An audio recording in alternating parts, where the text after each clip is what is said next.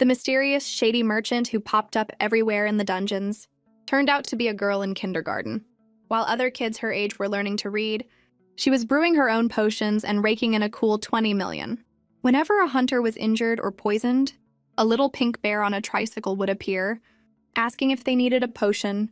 She never pressured anyone, but she had a knack for showing up just as they were knocking on death's door.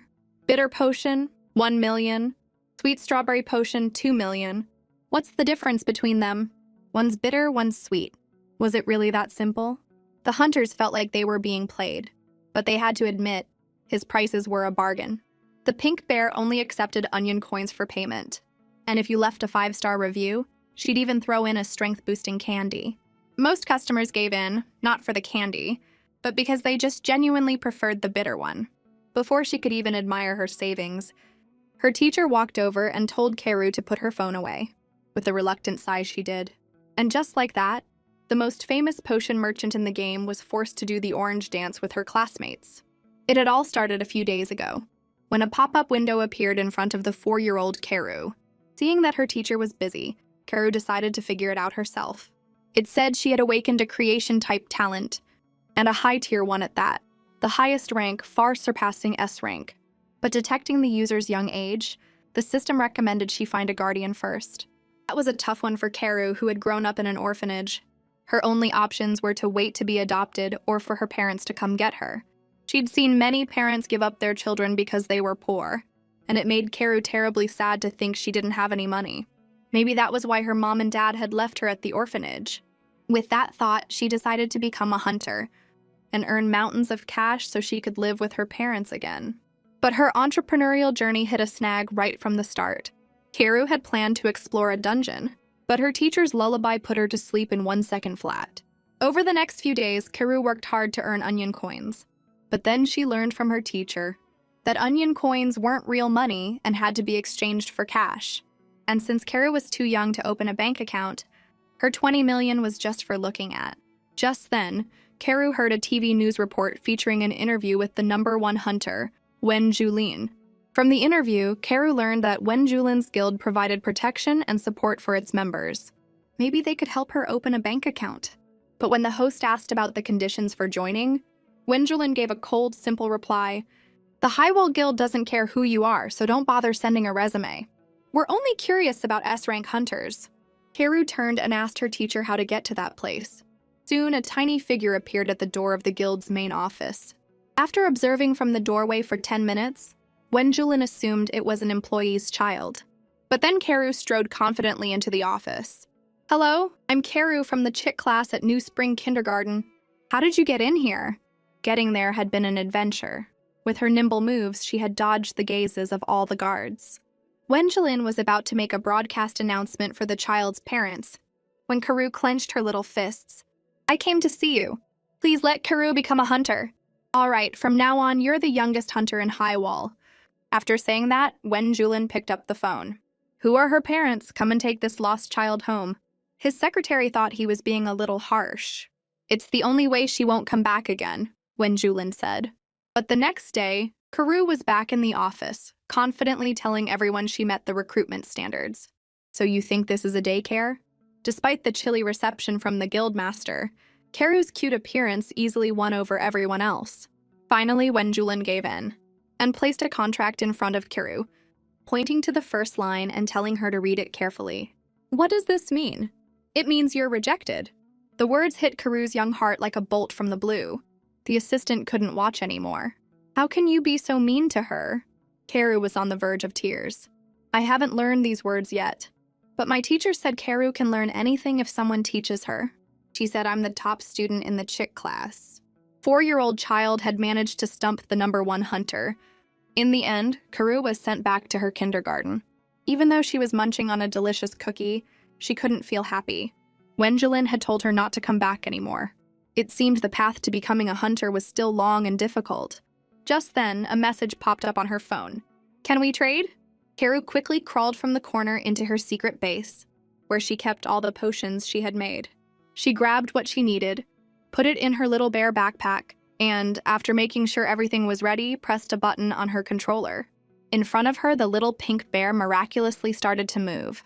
With a flick of her small hand, the pink bear puppet went through a portal and into the dungeon. But as soon as she arrived, she saw her buyer being interrogated by people investigating illegal trades. If they caught the unlicensed Karu, she'd probably end up in handcuffs and prison. At that thought, Karu turned and ran. Unsurprisingly, the investigators quickly spotted her movement. Inside a nearby car, a sleeping Wenjulin opened his phone to see a trade suspect on the run. Without a second thought, he opened the car door and shot toward the destination at a speed the naked eye could barely follow.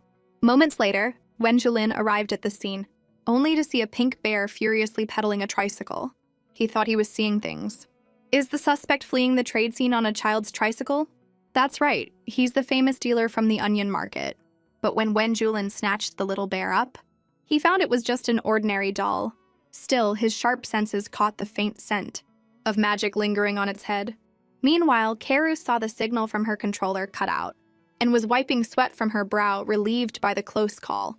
Suddenly, a figure appeared behind her and lifted her into the air with a single hand. Wenjulin examined Karu with a strange look.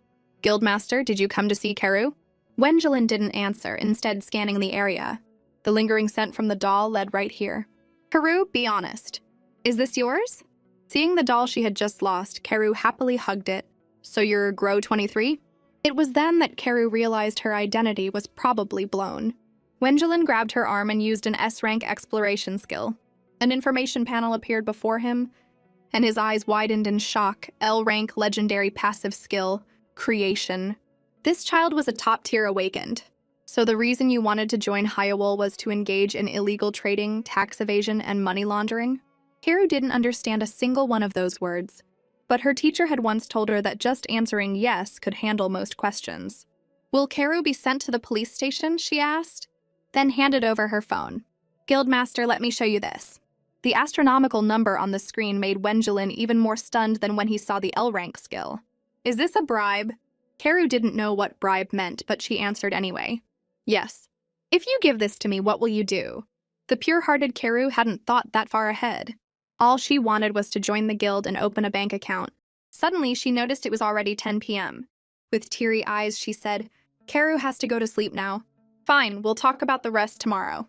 Looking at the innocent child, Wenjulin felt a headache coming on for the first time. This S-rank child was a much trickier problem than any illegal trades. These kids were often praised and loved, but they were also cruelly exploited by those in power. Karu desperately needed a guardian. The next day, Wenjulin visited the kindergarten again. While smoking a cigarette by the gate, he overheard a child inside taunting Karu. "No one would ever adopt a kid like you. It's okay if no one adopts me. Karu will find her real mom and dad." Listening to the other kids laugh, Karu's eyes welled up with tears. She believed that if she just had enough money, she could definitely find her parents. Just then, a coat was draped over her head. "I'm taking Karu with me." Before Karu could see who it was, one of the other kids had already recognized Wenjulin. The director hurried over. "Hello, I'm Wenjulin." After introducing himself, he gently stroked Karu's head. "I'm here for my child." Pop-up appeared for Karu. Quest complete, find a reliable guardian. Did this mean the guildmaster was her father now? But a sudden flash of memory squashed that thought. She knew no one would truly like Karu. She was only being taken because she was an awakened. The next day, with her little pink backpack on, Karu turned and waved goodbye to the kids at the kindergarten. To Wenjulin's surprise, the boy who had been taunting Karu yesterday was there too. "We made up," Karu explained. "He said he wanted to go on a date with Karu, and when I said no, he started crying." Wenjulin was at a loss for words. Do kids mature this fast these days? Staring at the shiny roof of the car, Karu started imagining that she'd get a car just like it after joining the Highwall Guild. The thought made her proudly puff out her chest. Just then, she remembered to claim her quest reward. Seeing the notification, Karu closed her eyes and prayed hard for an S-rank skill. And her wish came true, S-rank, deep-seated bond. When a caregiver's attachment index reached a certain level, she would be rewarded with devotion points. Karu set Wenjulin as her primary caregiver. To increase the attachment level, she needed to use healing skills, and the devotion points she earned could be used to boost her stats. But when Karu opened her personal panel and saw her combat power was less than 5, she instantly deflated. Still, even with such low stats, she was a hunter. And as a hunter, she had to follow the rules. Wenjulin smiled slightly. Rule number 1, no more trading on the onion market. I've already registered you on the official hunter market. From now on, you're a legitimate merchant. Don't worry, guildmaster. Karu will give you lots of commission. Rule number 2, no bribery. Karu rubbed her face, confused. Did the guildmaster hate money? In her long 4 years of life, she had learned one thing. There was nothing money couldn't solve. If there was, it just meant you didn't have enough money. So, in her eyes, her offer must not have been enough to move the guildmaster. Soon the two arrived at a large villa. Wow, this TV is bigger than Karu. Suddenly, Karu spotted a pink tricycle in the corner, the very one she'd lost in the dungeon. The guildmaster had even brought it back for her. To show her gratitude, Karu decided to perform her highest form of respect, a hands-on-the-ground backflip. It nearly gave Wenjulin a heart attack. What were you just doing? A grand bow? No grand bows and no backflips. A single move from Karu resulted in 4 or 5 new prohibitions from Wenjulin. Finally, he had Karu repeat after him. Don't do dangerous things, don't open the door for strangers. After that, Wenjulin took her to her new bedroom. The moment the door opened, Karu was stunned. She wouldn't have dared to dream of a room like this. And now it was hers, complete with its own private bathroom. When Karu wanted to wash her hands, she was too short to reach the sink, so Wenjulin had to lift her up. Perhaps infected by Karu's happiness, the typically cool guildmaster cracked a rare smile. I need to wash my hands after coming in from outside. The guildmaster, too. Wenjulin held out his hand and let Karu scrub it, watching her serious expression, and thinking she looked like a little raccoon at work. The guildmaster has another hand. But Wenjulin suddenly hid his left hand behind his back. It seemed the guildmaster had a secret he couldn't tell Karu, but Karu didn't press the issue, and instead slept soundly until the next day. The soft blankets and pillows held Karu captive, but her strong will managed to rescue her. Just then a quest popped up.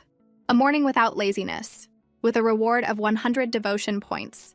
The last of Karu's sleepiness vanished. She opened the guildmaster's door and whispered his name in his ear. Just as she was hesitating whether to call again, Wenjulin opened his golden glowing eyes, though the light faded in an instant. Did you just wake me up? Karu nodded cautiously and repeated what she had just done. Why were you whispering? Because the room was so quiet. With that, she tugged on the guildmaster's collar to get him out of bed. Karu finally had a buddy to brush her teeth with. After they finished, the system delivered the reward. She couldn't believe she could get so many points just for brushing her teeth. It looked like becoming a top-tier hunter was just around the corner.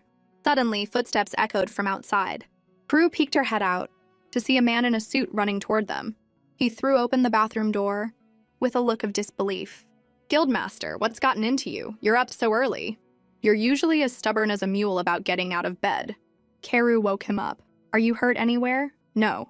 After their banter, Karu changed into a new set of clothes that fit her perfectly. She just smiled silently at everyone's compliments, because she already knew she was cute.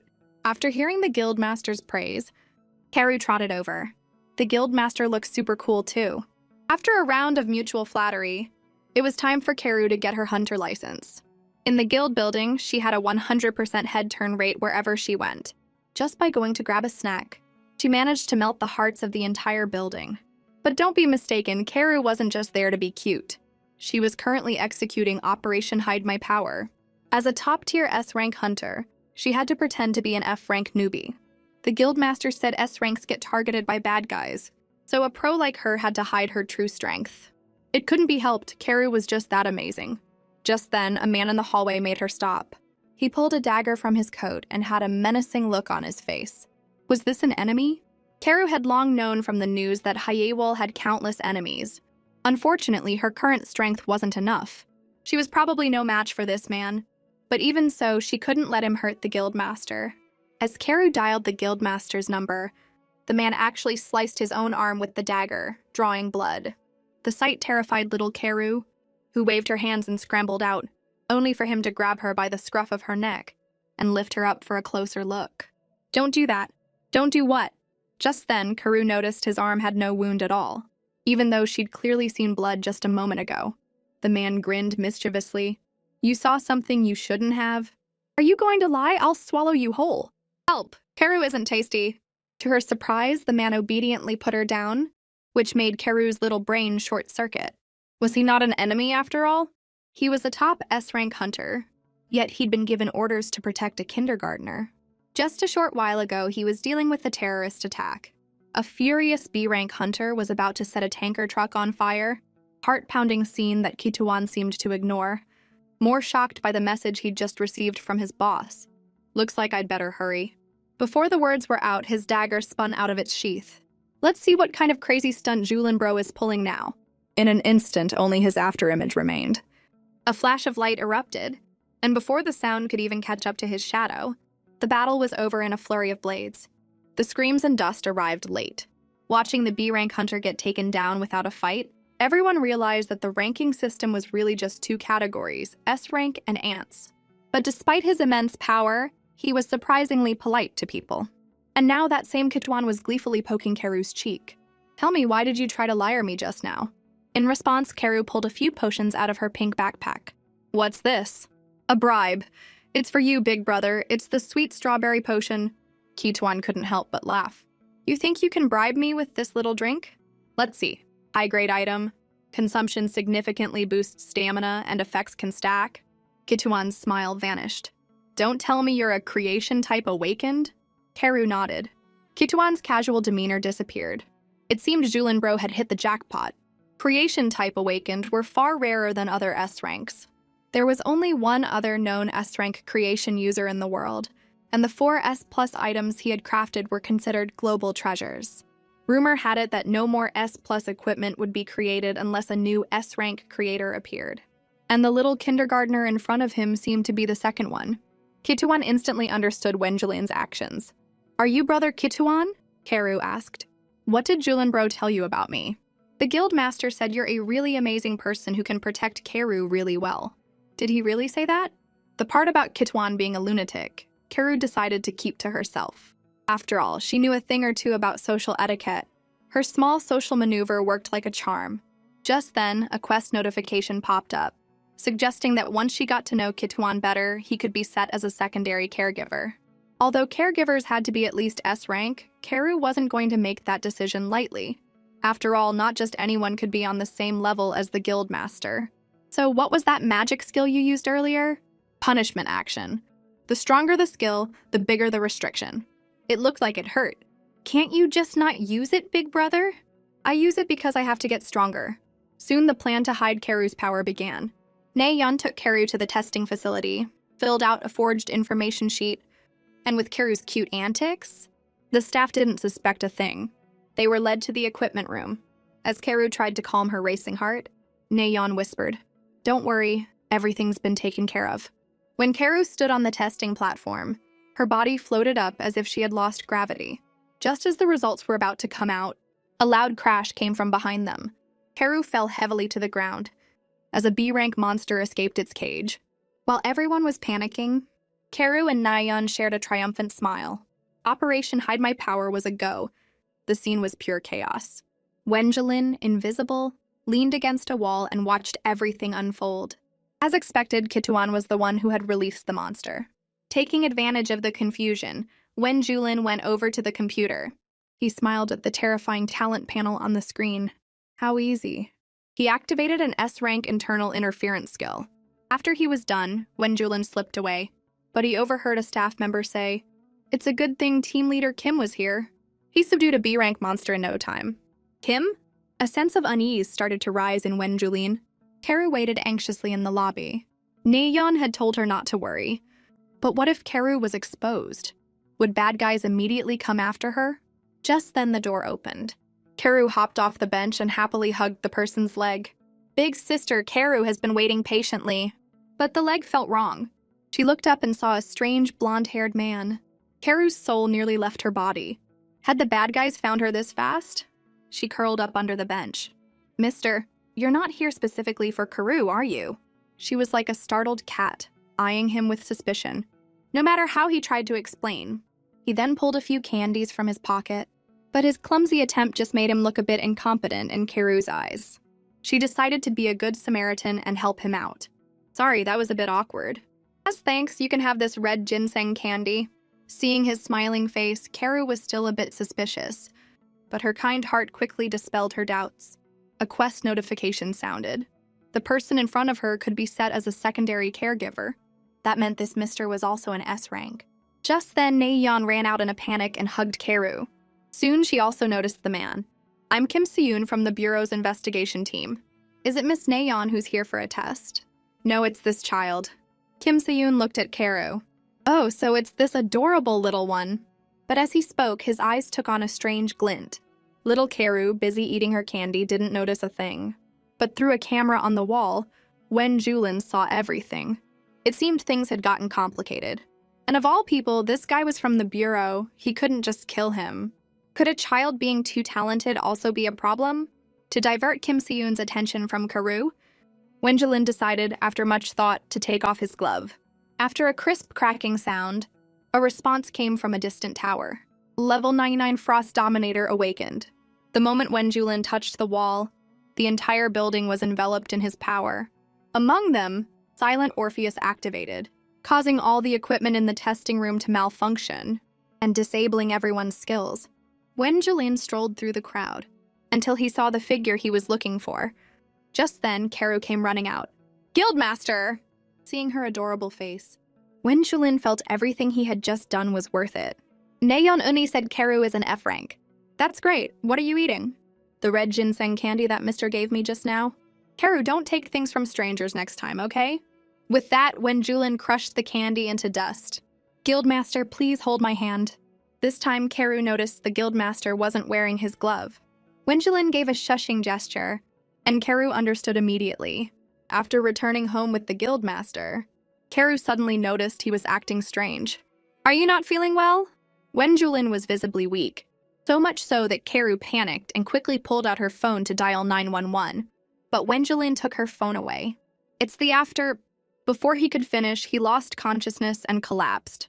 For Karu, it felt like the sky was falling. Looking at the unconscious Guildmaster on the bed, the assistant reassured her he was just sleeping. With teary eyes, Karu asked, is he really just sleeping? Of course. Do you want to hear a story about the tower? It turned out that a few years ago, a tower had appeared out of nowhere, bringing with it monsters and dungeons, as well as people known as Awakened. The Guildmaster was a hero who had conquered the tower. Unfortunately, the final monster was too powerful, so he had decided to seal it within his own body, using his left hand to suppress it. What was happening now was just the result of using too much power. All he needed was a good rest to recover. But even with the assistant's reassurance, Karu was still worried about the Guildmaster's safety and refused to go back to her own room. How long does he usually sleep like this? The moment she asked, the assistant found an excuse and slipped away. It turned out that the last time he had used his power, he had slept for a whole month. Seeing Wen Julin's weak state, Karu was heartbroken. Wasn't there anything she could do? Just then, a quest popped up. Use a healing skill to awaken the magic-depleted caregiver. The reward was 500 devotion points. I'd do it even without a reward. For the Guildmaster's health, it was Karu's time to shine. When he opened his eyes again, he found Karu still by his side. Were you worried about me? Karu didn't speak, she just cried. So what do you do when a child is sad? The all-powerful Wen Julin was at a loss for the first time. I'm sorry, I should have explained. Mr. Yoon Seo-jun said it was all because of me. That guy dared to say that. So Guildmaster, please sleep a little longer. Karu will keep healing you. Seeing that Wen Julin wouldn't listen, Karu got anxious and started waving her fists. Even if you're strong, you can't let yourself get sick. Wen Julin had no choice but to comfort Karu while trying to handle his work. Suddenly, he realized only a few hours had passed. Did you do something to me? Karu held up her little hands. I used a healing skill. She then recounted what had happened while Wen Julin was unconscious. What's the skill's penalty? Are you feeling unwell anywhere? Karu shook her head. This is unheard of. Replenishing a large amount of magic in a short time without any side effects. In the face of pure talent, who's the real child here? Anyway, Karu saved me, thank you. After getting her head patted, Karu was still adjusting. Did Karu really help? Of course. Karu helped. Karu is a useful child. Wen Julin then walked out of the room, surprising the assistant. How had it been so short? But a call from the bureau soured the assistant's mood. Because of a revised law, Karu, having obtained her hunter's license, needed to clear a dungeon. Hunters can't enter a dungeon 2 ranks below their own level. I don't care, you give me access and let me in. The person on the other end refused to bend the rules.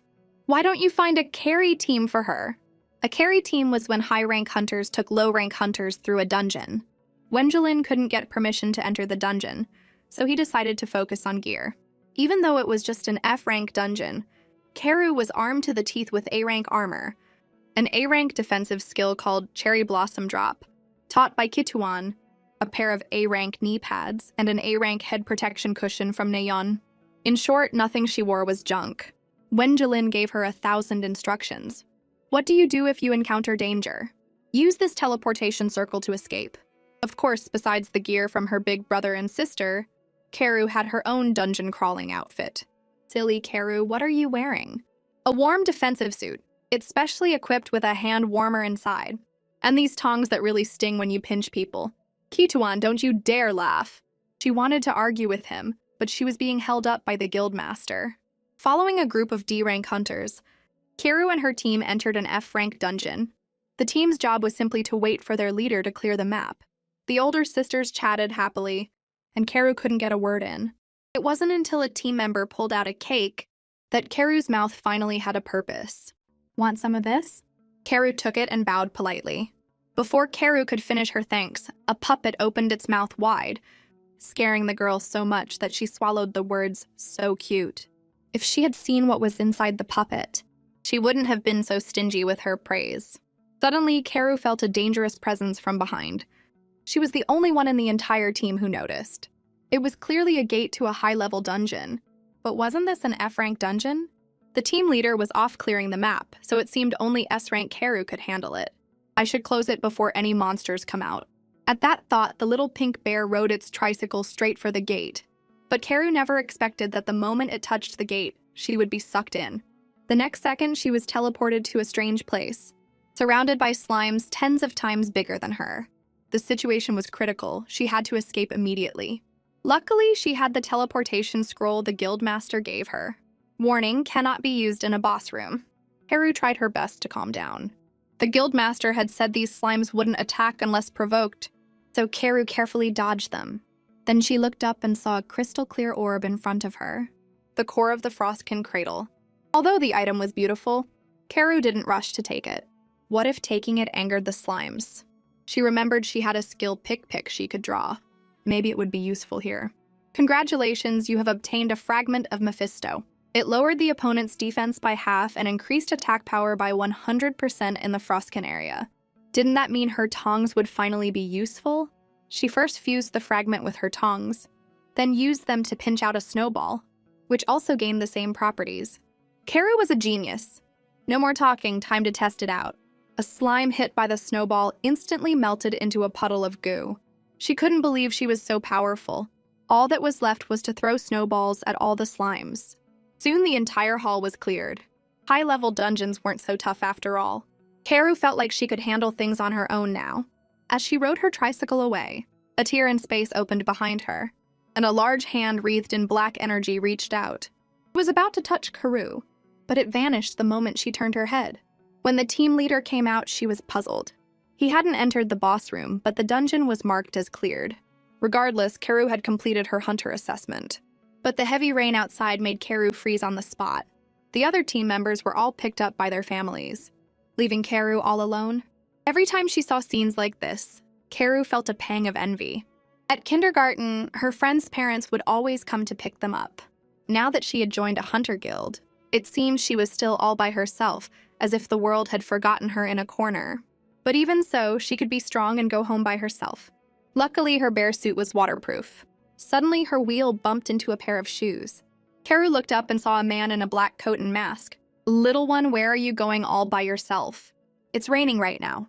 He had intended to scare her a little, but the guildmaster's voice immediately gave him away. Karu flew into Wenjulin's arms. "Thank you for coming, guildmaster." She then recounted what happened in the dungeon, conveniently leaving out the part about barging into the boss room. "It's such a nice day today," Karu said. "Isn't it pouring with thunder and lightning? That's because my family came to get me when it was raining. When you feel happy, the weather is good weather. Besides, Karu is all warm and toasty in my suit." Her words left Wenjulin stunned for a moment. It was true, everything good or bad depended on how you felt. So Karu was right. The weather was great. Over the next few days, whenever someone called out to Wenjulin, they'd add, "Your daughter awakened." It felt like the whole world knew. It wasn't until he saw it for himself. Oh dear, Karu's hunter license accidentally fell on the ground. What should we do? Wow, it looks like Karu has awakened too. Then Wenjulin understood why. Karu loved her new license so much she carried it everywhere to show it off. Guildmaster, I'm a legal hunter now. So when's the next dungeon? Tomorrow? The day after? Next time? When's next time? Wenjulin gestured to his forehead. When you're as tall as me. But right now, even standing on a table, Karu didn't even reach the guildmaster's chest. The thought made Karu very dejected. Didn't you say guild members have to improve their performance and pay tribute to the guild? What weird TV shows have you been watching again? Karu crossed her arms. But the guildmaster doesn't teach Karu these things. Kids don't need to improve their performance. With that, Wenjulin took her hand. This is a smartwatch. It'll make it easier for you and me to communicate. The watch looked very familiar to Karu. It looked like the miracle watch from that cartoon that let you transform. Wenjulin smiled mischievously. Why don't you try it? Karu, believing him, jumped off the table. Here I go, miracle watch! She then performed the transformation dance with great ceremony, exactly like in the cartoon, and finally raised her fist and shouted, "Transform!" Those two words completely broke the guildmaster's poker face. Karu, come here. Hearing her name, Karu peeked out. Say what you just said to the guildmaster again. Karu happily repeated it, but she soon realized that no matter how many times she shouted the slogan, she wasn't transforming. It wasn't until she saw the guildmaster shaking with laughter that she knew she'd been tricked. You big liar, guildmaster. This isn't a miracle watch at all. So are you angry? What can I do to make you forgive me? A dungeon? Anything but that. Her request was shot down in a second. It's just, if Karu isn't useful, will I be sent back to the orphanage? This made Wenjulin take her seriously. Why would you think that? Faced with the guildmaster's persistent questions, Karu didn't reveal the whole story. She couldn't say she was a child her family didn't want before, or Karu would definitely be abandoned again. At that thought, she sighed deeply. You wouldn't understand, guildmaster. Life is often not what you wish for. When you get to my age, you'll probably get it. In Karu's mind, if she had no use, she would be abandoned. Coincidentally, a quest popped up. For the next 3 days, growth effects would be increased by 50%, and teammates would also get the bonus. It was the perfect time to enter a dungeon. A sudden sting on the back of her neck startled Karu, but she dismissed it as a mosquito bite. For her team, she chose Kituan. S-rank hunter Kituan, are you willing to make a deal with me? But Kituan just took off her hat, shattering her mysterious vibe. I promise you a reward you can't refuse. So will you make a deal with me? Brother Kituan, I hate you. Seeing Karu about to cry, Kituan quickly apologized. Karu told him that if he took her to a dungeon, their growth effect would increase by 50% for 3 days. For Kituan, that was equivalent to skipping a high-level dungeon run. But if the guildmaster found out, he'd be in for it. Just don't get caught. I'm sure no one's afraid of being called a coward by an adult, right? I should be the one saying that. The two hit it off, formed a team, and went through a portal to a B-rank dungeon. Karu had chosen a snowfield because she could make an endless supply of snowballs there. Monsters hit by them would have their defense lowered by half, and combined with Kituan's critical hits, none of them stood a chance. Even if Kituan was ambushed, he could easily counter with his agile movements, fully demonstrating his power as an S-rank hunter. The cool display made Karu's eyes sparkle, and she clenched her little fists, vowing to become just like him. But right now she had other things to do. She walked up to a monster and took out a magnifying glass. This item showed her what materials could be collected, so she wouldn't miss anything valuable. Just then, Karu noticed a team of hunters gathered at the boss's entrance. To avoid unnecessary commotion, Kituan used a disguise skill and sent a party invitation to one of the female hunters. Faced with the final boss, the teammates' job was to help look after Karu. The others, seeing this, were scared off. At this point, there was no need for him to hide his identity anymore. Or rather, the moment his dagger appeared, his identity was already revealed. As he flickered around at high speed, the boss's attack seemed to be slowed down by a dozen times. When Kituan drew his S-rank weapon, the battle was over in a few blinks of an eye. Big sister, can you put me down? You're not a doll? Standing on the ground, Karu scratched her neck. The burning pain still hadn't gone away. Just then, the space in front of them shattered like glass. and a pair of blood-red hands tore open a rift. A three-eyed monster emerged from it, clearly far beyond B rank. But for some reason, Karu wasn't scared at all. She even dared to pick up her magnifying glass. The scan system explained the tongs had a fear-blocking function. And seeing this pink bear monster holding a pair of tongs, the monster itself was a little confused. Why is the aura of a monarch coming from this child? What nonsense are you spouting, you monster? With that, Karu threw a snowball she had made. But because the opponent's level was too high, the defense-reducing skill had no effect. Kituan suddenly grabbed Karu and quickly pulled back. The usual calm in his eyes was replaced with excitement, and Karu could even hear his heart pounding. He ran up a wall to the top of a building. "Stay here and don't move." With those words, Kituan leaped off the roof. This was the monster he had been searching for, the reason he was so obsessed with getting stronger. Kituan maxed out all his buffs. The wind he generated was enough to blow Karu off balance. But against the monster, he was completely outmatched. Not even a worthy opponent. "So, are you enjoying running away after abandoning your father?" This remark made the already unstable Kituan completely lose his mind, and he charged at the monster recklessly. The monster sneered at his sloppy moves. But the next second, a dagger pierced through the void and appeared behind it. The earlier recklessness was all an act to make the monster let its guard down. However, the law of cause and no effect was always authoritative. "Child of man, it's good to see you again, but you are still as weak as ever." Kituan was exhausted. As he prepared for a final desperate attack, he was struck hard on the back of the head and collapsed unconscious. "You kids, why are you always so much trouble?" It was no wonder Wen Julin was angry. If he hadn't arrived in time, everyone there today would have died. After Wen Julin appeared, the S-rank monster, Mauritian, fled without a moment's hesitation. Witnessing all this, Kituan's eyes were filled with despair. His unwilling heart and limited strength made him feel for the first time how small an S-rank hunter could be. But it also showed just how powerful the guildmaster was. Even an S-rank monster didn't dare to face him. In that case, the guilty Karu had better run. But she ran headfirst into a pair of leather shoes. Next, Karu would face the judgment of Wen Julin. "Oh, it's you, guildmaster. What are you doing here? I heard you were going home with manager Yoon. Is this home?" Hearing this, Karu's eyes welled up with tears. "Is Karu going to get a scolding? You can't just act on your own without saying a word like this." Karu nodded pitifully. She knew she had gone too far this time. "I'll be more careful next time." Seeing that she had realized her mistake, Wen Julin didn't say any more. "Are you hurt?" "Karu is fine." She reached her small hands toward the guildmaster. So could a guilty Karu still ask for a hug? Wen Julin was helpless against her.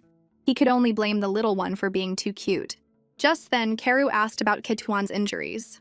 The guildmaster didn't know how to answer. The physical wounds he had suffered were nothing, compared to the emotional trauma that was much harder to heal. Back home, Karu decided to investigate why Brother Kituan went crazy when he saw that monster. She looked through old news records and found an old newspaper clipping in a book. From it, Karu learned that Mauritian was the monster that had killed Kituan's father. Mauritian's defense was incredibly strong. Even the two of them together couldn't handle it. As Karu was worrying about how to deal with it, a quest notification suggested she could use devotion points to strengthen her tongs. Karu was thrilled. Maybe next time she could help Brother Kituan. "Please, Tongs, you have to be strong." Reinforcement complete, current status usable. What was this? It sounded so weak. But the new skill attribute was pretty good, a low probability of ignoring the enemy's defensive. With a slight improvement, Karu got carried away, already imagining Mauritian in a panic. If it didn't behave, she'd give it a pinch and show it who's boss. The watch on the table rang. Karu got off the sofa to answer. It was Wen Julin. Karu took the opportunity to ask about Brother Kituan. The voice on the other end said, "The situation isn't great." He was now determined to become as strong as the guildmaster. What does that mean? It was normal for Karu not to understand. After all, not everyone had witnessed Wen Julin's power. Normally, it took at least one S-rank hunter and 10 A-rank hunters to take on an S-rank monster. What Kituan was doing was suicide. But Kim Jung-won from the combat team knew that Kituan's inner knot couldn't be untied with just a few words. Suddenly, Mauritian's voice echoed in his ear, haunting his mind like a persistent nightmare. At this thought, Kituan gave a self-deprecating laugh. The only reason Mauritian didn't dare to show itself and resorted to such tricks was because it feared Wen Julin's presence. Had he really become that weak? Mauritian, open your dungeon! Before the words were out, the space behind Kituan ruptured. Kim Jung-won tried to stop him, but it was too late. Child of man. Covered in blood, Kituan finally faced his inner demon. Because of Mauritian's appearance, his life had been turned upside down. As his father lay dying, he was so scared his legs wouldn't move. His father had screamed, "Run!" And the coward he was actually listened. Just because the monster was terrifying, he, a strong boy who played baseball, didn't even have the courage to look back at his father one last time. He had never beaten his father in baseball, but he had managed to make it to home plate in this twisted way. Even though the final outcome couldn't be changed, at least this time, he didn't have to run away like a fool. After learning about Kituan's past, Karu had been very sad. Just as she was thinking about what she could do for brother Kituan, the system warned, secondary caregiver is now in danger. As the system prompted, a one-sided battle quickly came to an end. Kituan's prized speed was like a gnat trying to shake a tree against absolute defense. Even though he had already guessed this outcome, it was a way to put a period on his cowardly past. But if Kituan wanted to give up so easily, he hadn't asked Karu for permission. Through a portal, Karu appeared by his side. As they hugged, Karu took out a potion and sprinkled it on Kituan's wounds. Kituan didn't waste time either, instantly activating the skill, Lion's Breath. As the smoke bomb exploded, the two of them vanished. However, this was just a stalling tactic. Karu's arrival was just adding another person to the body count. Kituan scolded Karu for her recklessness while checking to see if she was hurt. But Karu retorted defiantly, "You're the reckless fool! Why did you come alone? Aren't Karu and Big Brother teammates?" Kituan was a bit surprised. This wasn't like playing house in a B-rank dungeon. Doesn't Brother Kituan want to be like the guildmaster? The guildmaster would never do something so impulsive. Kituan didn't agree with this. Even if he died, he had faced it head-on. Seeing Kituan's dejected state, Karu told him she knew what had happened in the past. But no matter what, Karu and Big Brother are a team. From now on, we're always teammates. So is Brother Kituan going to abandon Karu again? With her words, how could Kituan refuse her good intentions? He slapped his face to wake himself up. Now that Karu was here, he had a reason he had to live. But the problem was, Mauritian's defense was a barrier he couldn't overcome. Karu will help Big Brother. She emptied her backpack, but none of the items seemed useful. Until Karu took out her tongs, low probability of ignoring the opponent's defensive effects, the attribute left Kituan stunned. See? I told you Karu could help. It's great, but the probability on this weapon is too low. Only an 8% chance to trigger. How much is that? It's like out of 100 boxes, only 8 have candy in them. Hearing this, Karu seemed to have an idea, but a loud crash interrupted her thoughts. Unable to find them, Mauritian had started an indiscriminate bombing.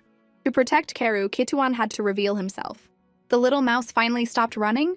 Are you going to deliver a gift to your father? Hearing this, Kituan's expression was unusually calm. The usual rage he felt when facing his nemesis was gone, because he had to win this battle. This time the goal was home plate. But in their battle, Kituan was still at a disadvantage. He needed an opportunity, a chance to break through Mauritian's defense. But he knew it was a long shot. Suddenly, a snowball exploded on Mauritian's forehead. Although the defense-breaking snowball didn't take full effect, Mauritian still noticed Karu. Is that all you've got? Harmless snowball made Mauritian lower its guard. It ignored Karu and leaped up with its long sword. But Karu, with all her might, started throwing a barrage of snowballs from the rooftop. If one snowball's effect could be blocked, what if Karu threw 100 of them? Fear finally crept into Mauritian's eyes. You dare underestimate Karu? I'll show you what I'm made of. Karu's snowball barrage strategy had successfully made Mauritian feel threatened. A few more hits, and its prized defense would be gone. But it couldn't spare a hand to deal with Karu, so it could only watch as she threw one snowball after another. Finally, its fears came true. Its defense was no longer impenetrable. Even worse, its incompetence angered its monarch, who stripped it of its power. Without its ironclad defense, what chance did Mauritian have against the S-rank hunter Kituan? The dagger easily sank into its chest. How does death taste? Amidst its howls and screams, Mauritian's body was consumed by an explosion, leaving only a patch of scorched earth. But in Kituan's eyes, there was no joy of revenge, only a sense of release from his past. He soon staggered from power exhaustion. Karu was even more direct. Having used up all her magic, she fell fast asleep. It seemed Karu had extraordinary confidence in him, and luckily he hadn't betrayed that trust. In a daze, he finally saw the one figure that made him feel completely safe. A scolding was probably unavoidable this time. Then Kituan dropped his guard and fell soundly asleep on the ground. His life, filled with regret and guilt, had finally been won with a perfect game-ending home run. Of course, no matter how amazing you are or how high you rank, you still have to go home and admit you were wrong. In front of this man, even a king would have to apologize. Because he was a repeat offender, the guildmaster decided to assign Kituan to the PR department. Julin bro, please don't. Seeing Wen Julin's stone-cold expression, Kituan resorted to his ultimate weapon, acting cute. Guildmaster, isn't this a bit too much? Ow, he had even learned Karu's secret technique. If you were a little cuter, I might reconsider. Bro, you can beat me to death, but I'm not going. Guildmaster, Karu feels the same. Before she could finish, Kituan clamped a hand over her mouth. So it was you. You're the one who's been a bad influence on my child. Karu's punishment, though delayed, finally arrived. You're banned from watching TV for a week. At this, Karu cupped her face and shook her head helplessly. That one small gesture was more effective than all of Kituan's squirming. But Kituan had another trick up his sleeve. With a thud, he collapsed to the floor. To think he'd resort to faking an injury just to avoid the PR department. But after an examination, the guildmaster found it was just a side effect of power exhaustion. Compared to Kituan, Wen Julian was more worried about the Karu in his arms. He had called the kindergarten earlier, and learned about Karu's past of being abandoned. A couple had once adopted her, only to return her just 3 months later.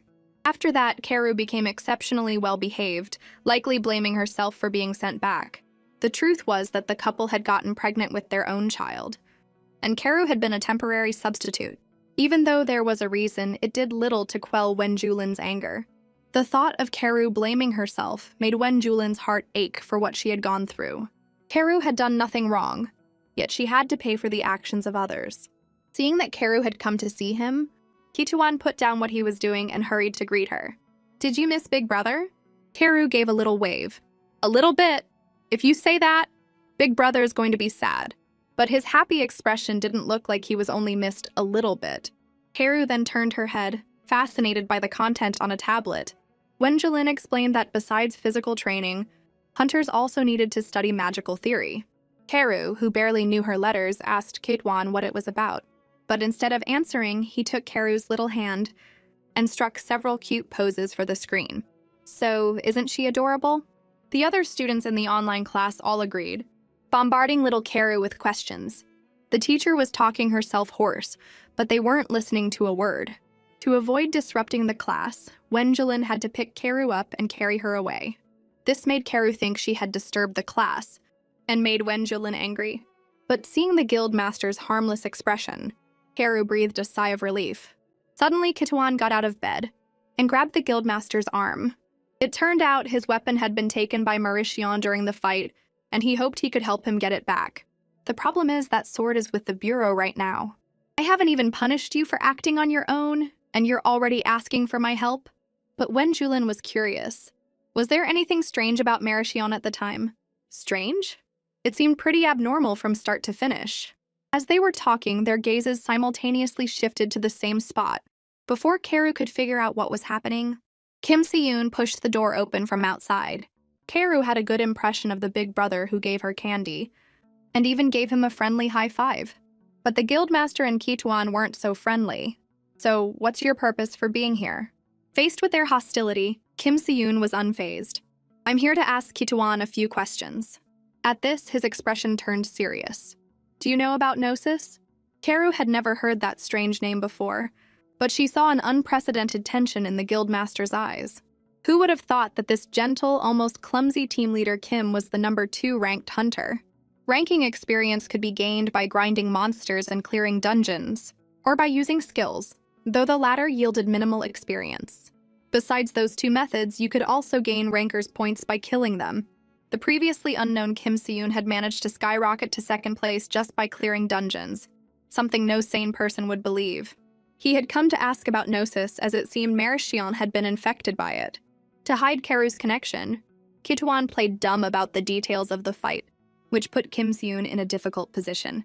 But Wen Julin wasn't going to indulge him. I've already reported everything about Mauritian. Why come to a hospital room to ask the same questions again? I apologize if I've inconvenienced you. I am inconvenienced. Seeing Wen Julin's firm stance, Kim Se-yoon quickly bowed his head in apology. But Karu held no ill will toward him and even asked him about Gnosis.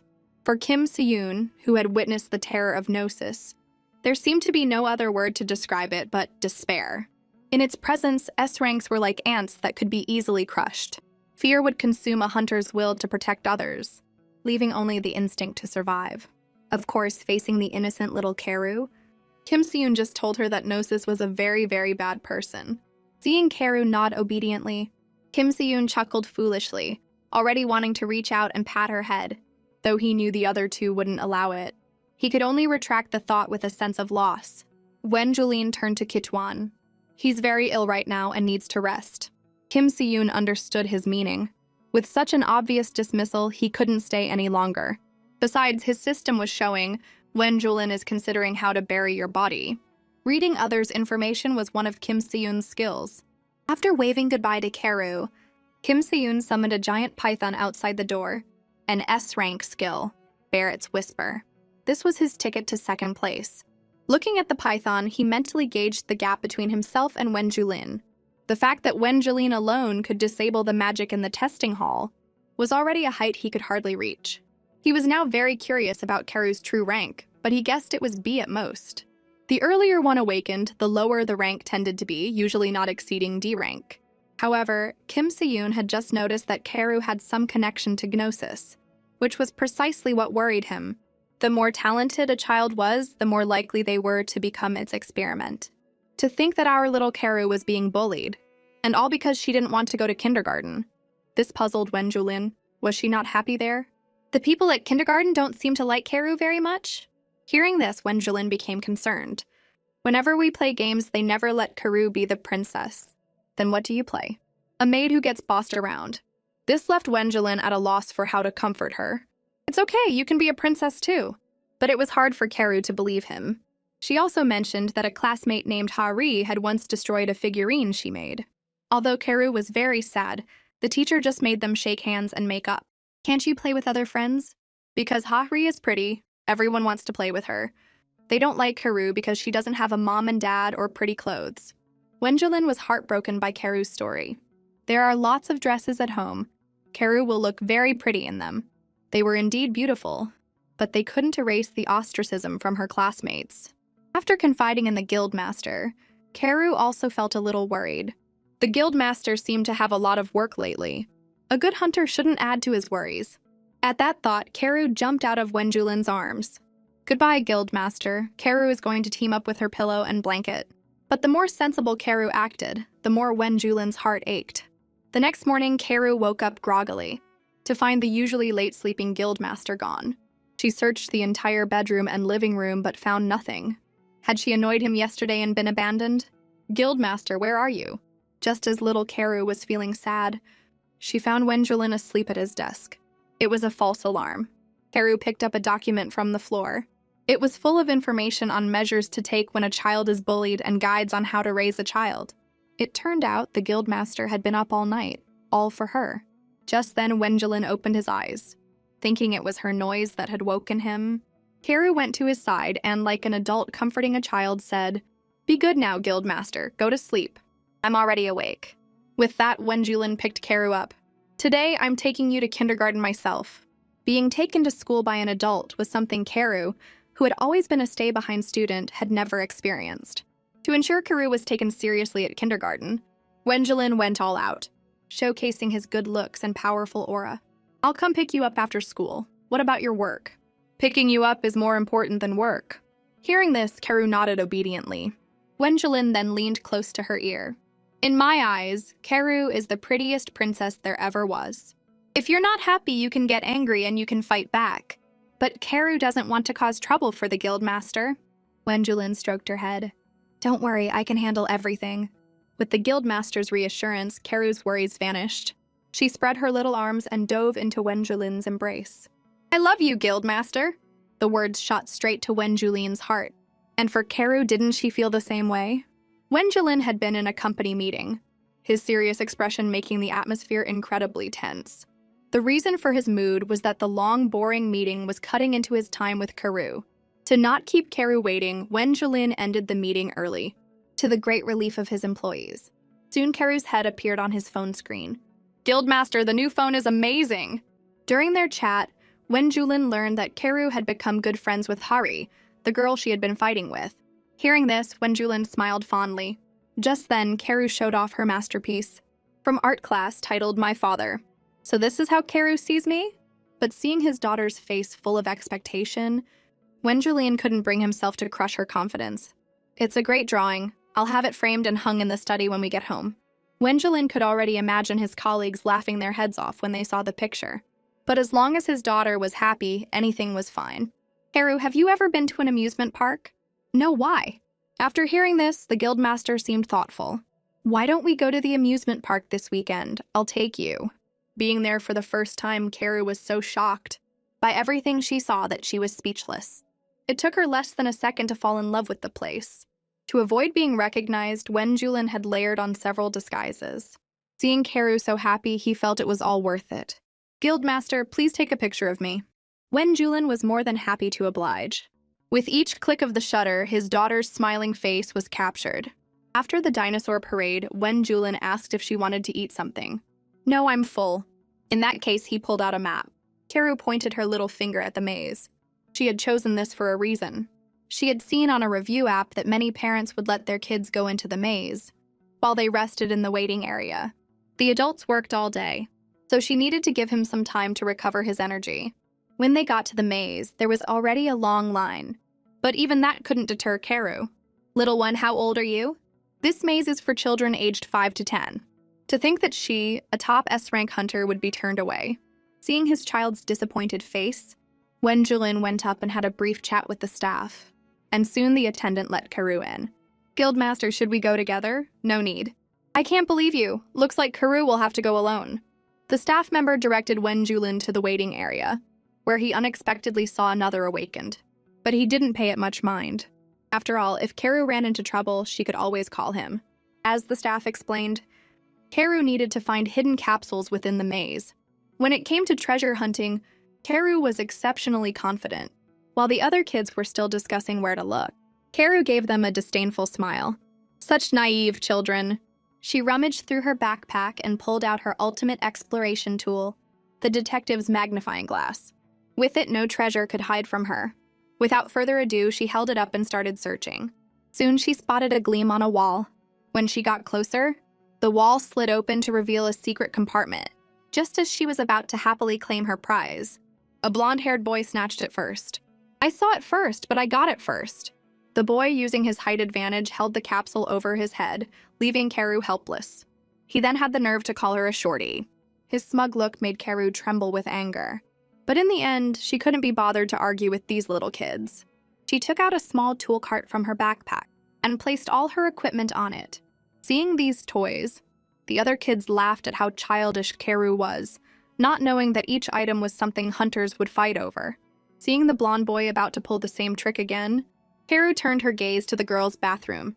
To her surprise, a dense beam of light erupted from there. Following the light, Karu went into the bathroom and opened one of the stall doors to find the source of the light, hidden in the toilet tank behind the toilet. To avoid getting her clothes wet, Karu was about to roll up her sleeves when she realized the phone watch the guildmaster had given her was gone. This was a complete disaster. Suddenly, a dinosaur mascot walked into the bathroom. Before Karu could react, a hand covered her mouth. The moment the dinosaur mascot turned around, she was pulled into a stall. A boy in a hat looked at her nervously, telling her not to make a sound. But Karu was more focused on how handsome this kid was. The person in the dinosaur costume took off the head and made a call. From her conversation, they learned that this woman was a thief. Could it be that her watch was stolen when she was taking pictures? Hearing the woman leave the bathroom, the two finally dared to breathe a sigh of relief. Seeing the boy about to leave, Karu quickly grabbed him. What if the woman was waiting outside the door? For safety, they had to stay put for now. It turned out the boy's necklace had also been stolen, and he had tracked the thief here. When Karu asked why he didn't tell his parents, the kid seemed very resistant to the idea. "I have to get the necklace back myself." Karu asked if it was very expensive. The boy's expression fell. "It was a gift from my mom." Karu wanted to help, but she couldn't contact the guildmaster. Suddenly, she had an idea. What if the thief had hidden everything in the toilet tank? Hey you, I have a way to get the necklace back now. My name's not Hey you, it's Wooju, Seo Wooju. Just as Karu was about to introduce herself friendly, Seo Wooju suddenly said, "Are you in this line of work too? Did this kid think she was a fellow thief? You don't know me? Could Seo Wooju be an awakened like her? Are you awakened too? It seems you really don't know who I am." Karu just joined this line of work not too long ago. I can tell. Being treated like a rookie annoyed Karu, and she decided to show off her skills. She then pulled out a 3-leafed bamboo copter. With this, she could get the things from the next stall's tank without leaving. What a kid, still thinking about playing at a time like this? Hearing this, Karu gave a triumphant smile. You'll see how amazing it is in a second. To Seo Wooju's amazement, the bamboo copter slowly rose, but then a hand suddenly grabbed it. So you've been hiding in here. The thief's appearance scared the two little ones so much they huddled together. Seeing her reach for them, Karu quickly rummaged through her backpack for a life-saving item. The next second, Karu threw out a yellow object, and a small chicken hit the woman right in the face. Terrifying chicken could fear an enemy in place for 10 seconds. Taking advantage of the buff, Karu immediately fled the bathroom. After getting out, the two still didn't let their guard down. Karu suggested they tell the adults, but Seo Wooju objected. Without proof, they'll only believe that witch's words. Kids shouldn't use bad words. Oh, you idiot, that woman is a thief. Karu didn't understand. She only knew that using bad words was wrong.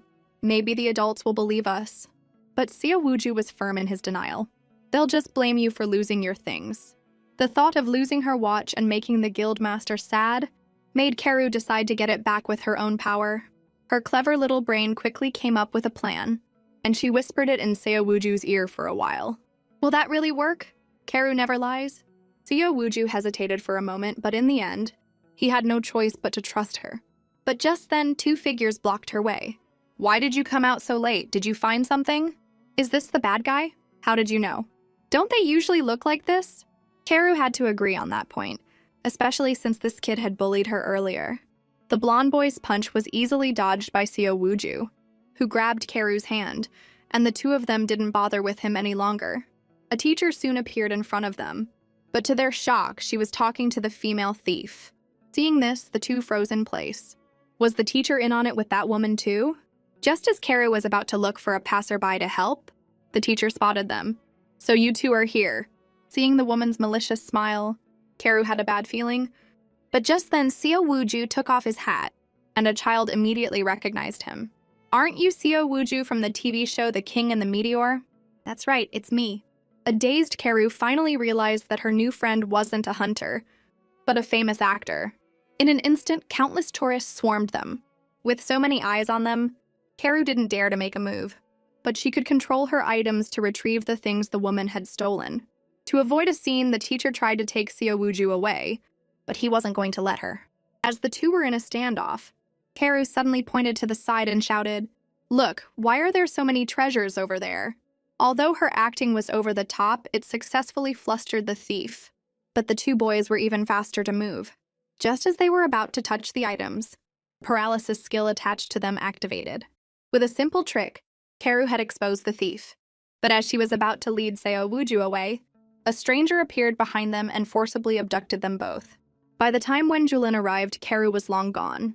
The only way to contact him, her watch, was also among the stolen items. He snatched the walkie-talkie from a staff member and began ordering a lockdown of the entire amusement park. If I don't find Karu, no one is leaving this place. Anyone who doesn't comply will face the consequences. Just then, an old woman walked up and accused him of being unreasonable.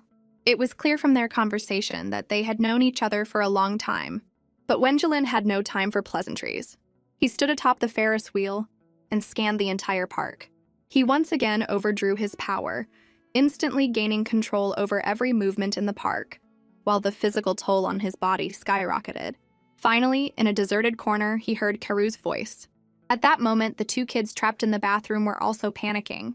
They still hadn't managed to steal Chairman Nam Ji-yoon's USB drive. The woman then asked how to deal with Karu and Wooju. Kill them. They know too much now. Seo Wooju asked anxiously, "Do you have any more of those magic items like before?" Unfortunately, Karu had dropped them before being captured. When she carried too many items, she usually put them in her little cart. Now she was out of options. The man outside heard them talking and started pounding on the bathroom door, scaring the two little ones into hugging each other and trembling. Why was it that she wasn't this scared when facing an S-rank monster, but was so terrified of a human weaker than herself? But as an S-rank hunter, she had to protect Seo Wooju. Don't worry, Karu is very good at escaping. At the orphanage, I could walk around and no one would notice. But the one trying to be the comforter was trembling just as much as Wooju. Just as the two were sinking into despair, Karu suddenly felt a massive energy approaching. The two outside could naturally feel it too. The entire bathroom started to shake and soon two screams were heard. Then, when Julin slowly pushed the door open, Karu couldn't hold it in anymore and burst into tears. Nothing in the world felt safer than the guildmaster's arrival at that moment. Seeing Karu rush come flying at him in tears, Julin breathed a sigh of relief that he had made it in time. He wiped the blood seeping from his ear. So Karu, you can't make Daddy this scared again. After their brief, joyous reunion, they were noticed by others in the amusement park. Of course, it was because their combination was too dazzling. The #1 hunter and the child star Seo Wooju were stunning enough, but they were outshone by the looks of the non-celebrity Karu. It was only then that Karu realized why the system had wanted her to set up a guardian in the first place. Being protected by adults was such a reassuring feeling. Seeing Karu giggling to herself, Seo Wooju couldn't help but ask, "Is he your guardian?" "That's right. Wooju, when is your guardian coming?" "I don't know." Before the words were out, a woman pushed open the door with a very annoyed expression and immediately started scolding Seo Wooju. "Auntie, it's not my fault." With that, Seo Wooju asked the woman for his phone and handed it to Karu. "Give me your number. Thanks for today. I'll call you when I get the number." But Seo Wooju specifically emphasized that he wasn't asking for her number because he liked her, so she didn't have to refuse. Why not? Seo Wooju is beautiful and kind, very likable. His words made the boy blush. "You're talking nonsense again?" I'm leaving. "See you next time, little pretty." The words little pretty shocked Wenjulin. In contrast, Karu was exceptionally calm. Was this really their first time meeting? That Wooju kid was pretty, but his mother seemed unfriendly. For a moment, Wenjulin could even imagine a miserable scene of Karu being forced to do chores. The thought was terrifying, sending a chill down the spine of even the top-ranked powerhouse. "Zulin," a voice interrupted Wenjulin's thoughts. Karu recognized her too. It was the old woman who had been about to ask for her help during the emergency. Judging by how she addressed the guildmaster, she was definitely not a simple person. Chairman Namjoon introduced herself. Karu had heard the name before. After all, she owned this amusement park. Karu carefully bowed and said hello. "I heard you caught the thief. It wasn't just me. It was also the guildmaster and Wooju. It was all your doing. It had nothing to do with Wenjulin. That thief was originally after me. Thanks to you, they didn't succeed. Now, as a token of my gratitude, I will give you a gift." Namjoon then leaned close to Karu and whispered, "Open it secretly when you get home. I'm afraid Wenjulin will get jealous if he sees it." After Karu happily accepted, Namjoon turned to Wenjulin. "I heard you adopted a child. I didn't expect such a cute and sensible little one. You're really lucky." "You don't have to tell me. I've always been lucky." "Is your father well?" "He always talks about wanting to see his granddaughter." But Wenjulin was unfazed. "I don't want to hear a single word about my father. You're as rebellious as ever. Weren't you the one who always said I was born with a rebellious streak?" Namjoon knew she couldn't persuade Wenjulin. The rift between him and his father wasn't new. Ever since Wenjulin's mother died, the once happy family of 3 had fallen apart. Now that you're a father, you should be able to understand a little. Namjoon made one last attempt. "Chairman Nam, if there's nothing else, I'll be leaving with Karu. If we talk any longer, I'm afraid I might offend you." "You child, you never used to call me chairman." Namjoon gently poked Karu's little nose and said goodbye to her. Karu had a great impression of the grandmother who gave her a gift, a stark contrast to the cold guildmaster. Namjoon had tried to mediate countless times, but Wenjulin's answer was always the same. But this also sparked Karu's curiosity. If the guildmaster was so powerful, what kind of person was his father? She had never heard him mention family. Did he look like him? Did he possibly have a thick mustache? Unfortunately, Karu's imagination was limited, but she was very envious that the guildmaster had family. She was also curious about the feeling of being connected by blood. Maybe if she had enough money, she could find her parents. But then she probably couldn't live with the guildmaster anymore. Then she'd have to rely on her savings to buy a house. At that thought, Karu became even more motivated to make money. Back in her room, Karu started brewing her recovery potions. She first put a crafted magic crystal into a bottle, then activated her level 1 crafting skill, Skilled Artisan. In no time, the bear-shaped bottle was full. This production efficiency made Karu very proud, all thanks to her crafting skill being upgraded from F to E, allowing for mass production. But that wasn't all. Karu could now make B-rank recovery potions. With a significant boost in effect, it meant money would flow into her pockets even faster. She listed the C-rank potions on the hunter market. The B-rank potions were so rare that Karu was a little reluctant to part with them, but the thought of the money she could get for them made her instantly change her mind. Not long after listing the potion, her phone was flooded with messages, and the one that caught her eye was a notification of a 10 million deposit. This time, it wasn't onion coins, but real money she could use to buy things. It was all thanks to the guildmaster for helping her open an account. Suddenly filled with motivation, Karu decided to make more and more items like this. Dressed for the occasion, Karu had been waiting for this day for a long time. She had recently discovered that her press tongs could extract strength-enhancing star jellies. If she used her creation skill to duplicate the tongs, wouldn't her work efficiency increase dramatically? She had tried before but failed. But this time, she had saved up enough points to upgrade her creation skill. Upgrade complete. Karu immediately used the extraction skill on the duck tongs. When a success message popped up, Karu was thrilled, but the egg in her hand left her completely baffled. What was this thing? Karu poked it, but no item information panel appeared. Assuming it was a failure, Karu drank a recovery potion and continued extracting. This time, a message box did pop up, but it was a warning that continuing might break the duck tongs. After all that work, all she got was an egg. Karu was very disappointed, but her kindergarten teacher had said that eggs could hatch into chicks, which instantly re-energized her. She placed her warm, breath-huffed hand on the egg. Maybe with her careful care, it would really hatch a cute little chick. The idea of a little creature hopping around and following her everywhere seemed pretty nice. Just then, Karu remembered the gift from Nam Ji-yoon. When she opened it, she found a glowing stone and a letter. The letter said it was a magic stone left by an S-rank monster 10 years ago, and it would fetch a high price at auction. Coincidentally, Karu had received an invitation to register for an auction a few days ago. She started to wonder how much the stone was worth. It would be even better if it was worth 20 million. With her savings, she might even be able to find her parents. Karu immediately picked up her phone to contact the auction house. After all this, Karu was in a great mood. She saw Wen Julin in the living room. Should she tell him about the auction? But Chairman Nam had said it was their secret. Just then, Wen Julin picked Karu up. Seeing his daughter looking so cute, he couldn't resist pinching her cheeks. But Karu was very resistant. "I'm not a little kid anymore. I'm a mom now." This shocked Wen Julin. Then Karu nervously took out the egg. "Did you get this from the fridge?" "You don't understand, Guildmaster. This is my child." Wen Julin hesitated. Should he tell her that eggs can't turn into humans? But he didn't want to shatter Karu's fantasy. But just as his hand was about to touch the egg, an intense cold made him instinctively pull back.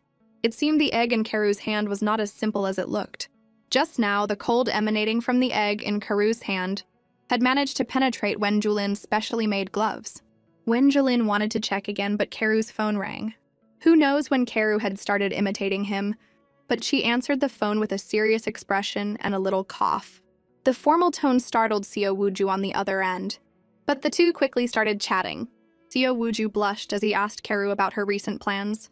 Karu said she was going to fill 7 sketchbooks. Seo Wooju quickly clarified he was asking about work, but Karu hadn't taken any jobs since joining the guild. The thought made her a little down, thinking it was because she wasn't good enough. Hearing Karu was free, Seo Wooju was very happy and asked her to come to his filming location tomorrow, even sending her the studio address. Seeing his daughter chatting so happily with someone else, Wen Julin sulked in the corner. When he realized it was that boy from the amusement park, his eyes immediately became alert. Good-looking ones are always dangerous, he thought, and asked his daughter if she liked him. He's more interesting than my other friends. This put Wen Julin on high alert. But right now, he was more concerned about the egg in Karu's pocket. The fact that he could feel the cold through his gloves gave him a sense of crisis. After all, these gloves were used to seal the monster from the 99th floor. If they failed, the consequences would be unimaginable. He remembered when the hunter team had ascended the tower. They had nearly been wiped out just to seal the 99th floor monster. He still remembered his older brother entering the 100th floor alone. Without him, no one could stand against the sealed monster. As Wenjulin was lost in painful memories, Karu suddenly snuggled up to him, clinging to his arm and refusing to let go. Wenjulin was a bit confused. Karu is showing respect to the guildmaster. Hearing this, Wenjulin gave a small smile. For some reason, whenever he was with Karu, all his fatigue and magic drain would stop. In fact, the perceptive Karu had noticed the guildmaster's strange state earlier, but she didn't ask, just secretly used her healing skill, and gave a bright smile to comfort him. In their own ways, the father and daughter silently protected each other. Karu ran into another problem. She wanted Nayeon to be a secondary guardian, but unfortunately, Nayeon was only A rank, and you had to be at least S rank to be a secondary guardian. Although her rank wasn't high enough, in Karu's heart, Nayeon was already a trustworthy guardian. Nayeon was not only gentle and kind, but she also always helped her dress up beautifully. It would be perfect if they could be a family of 4. Karu asked if she didn't want to become S rank. I haven't really thought about it, but a lot of people do. Hearing this, Karu's eyes lit up. Then you should become S rank too, big sister. Nayeon thought for a moment, seeming uninterested in leveling up. If there's a chance, I guess it's not impossible. Seeing her sister's lack of ambition, Karu was puzzled. Wasn't striving for number 1 and becoming a revered S rank what all hunters dreamed of? Most people don't understand that idea, but Nayeon never thought she'd be so outstanding. A rank was already very satisfying for her. Her old friend had also mentioned ranks to her before. The thing you've been chasing so hard for, someone else can get it so easily. She never would have guessed that after her friend said that, they would become strangers who lost contact. But she didn't know yet that the two of them would soon meet again. They went to visit Seo Wooju at his work. The moment she stepped in, Karu's soft appearance attracted a circle of attention. Hearing the commotion, Seo Wooju ran out happily. After the two little ones greeted each other in front of everyone, Karu asked Nayeon to accompany them on a tour, which Seo Wooju didn't refuse. I didn't know Karu had such a cute friend. The comment made Seo Wooju blush. He asked if her sister was also in the industry. Karu nodded. She thought he was talking about the hunter industry. Seo Wooju wanted to introduce Nayeon to the director, but Nayeon asked, why? This shocked Seo Wooju. What actor wouldn't want to know the director? With colleagues like these, no wonder Karu never had any work. The two of them had a completely mismatched conversation for a while. A blushing staff member came up to them, and the two started a very polite conversation. Before Seo Wooju could figure it out, he saw the usually stern director also smiling and greeting them like old friends. After hearing their conversation, Seo Wooju was dumbfounded. Was this big sister really a hunter? Karu put her hands on her hips and announced proudly, Nayeon Uni is ranked number 9. The sound of conversation from outside reached the makeup room. When the word hunter reached the woman's ears, she shot up. By the time she breathlessly reached the hall, Nayeon had already spotted her. Wasn't this her long-lost best friend?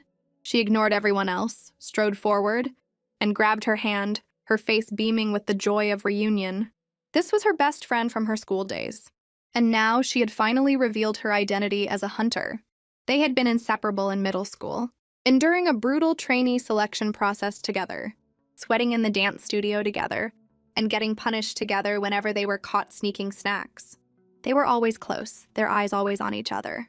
Even though their chances of debuting in a small company with limited resources were slim, they always believed that as long as they were together, they could overcome anything. They had sworn to be friends for life, until Nayeon awakened and became a rare A-rank hunter. The moment Romy received the news, she was struck by lightning, and their deep friendship began to crack. It was normal for a young, pretty, and rare A-rank awakened to receive a lot of attention, but they had both worked just as hard. So why was she the only one no one noticed? Now, Romy had finally made a name for herself as a rising actress. But at this critical moment, the one who had taken everything from her had reappeared. Romy bit her lip, trying to keep her emotions in check. Listening to Nayeon's concern, she felt a lump in her throat. With her last shred of reason, she managed to leave the venue with some dignity. And Karu, eavesdropping on the adults' conversation, was very excited. She had no idea Nayeon Uni had such a connection. Usually she could only see Romi Uni on TV. But what was strange was that ever since she saw Romi, the egg in her backpack had been vibrating nonstop. Just then, Seo Wooju nervously tugged on her sleeve. Is Nayeon Uni really a hunter? Of course. Weren't you hear it just now? Why are you suddenly like this? Don't tell me you're a hunter too? Goes without saying, Karu decisively pulled out her work ID to prove her identity. So he had been having a completely different conversation with Karu all this time? He had been smugly trying to guide Karu, this junior, and now the memory just made his face burn. He wished he could find a hole to crawl into. Seeing Seo Wooju's red face, Karu urgently pulled him along. Warning, warning, someone's about to catch on fire! The two of them ran hand in hand to the bathroom. And not far from them, in another room, Romi's emotions finally broke. Why did that damn woman have to show up now? And in front of the director! Wasn't ruining me once enough? She then looked at her phone as if grabbing a lifeline, and frantically sent a distress message. Looks like someone's in trouble? Yes, please save me. Then what can I do for you? With a shout from Romi, a prompt panel appeared in front of her. Fueled by slander and hatred, what was written on it no longer mattered. The moment Romi pressed confirm, her mind was invaded and controlled. Just then, Nayeon walked into the room. Their eyes met. Although she saw the resentment in Romi's eyes, she still approached with a smile. Nayeon still thought of her as her old best friend, until Romi's tone became completely impolite. Your becoming a hunter caused our group to fail to debut. While you were living the high life, I was working part-time jobs because I couldn't debut. I'm sure you didn't know any of that. How could someone who failed to debut be busy? The reason I haven't seen you all these years is simply because I didn't want to see you. Now that it was out in the open, Romi no longer hid her feelings. You grew up rich and carefree, always so happy. Did you really think we were friends? You selfish person who never considers others' feelings. I've hated you from the very beginning. With those words, a deadly debuff took effect. Nayeon was completely paralyzed and her magic was rapidly draining. It was only then that Romi realized the person who had just spoken wasn't her.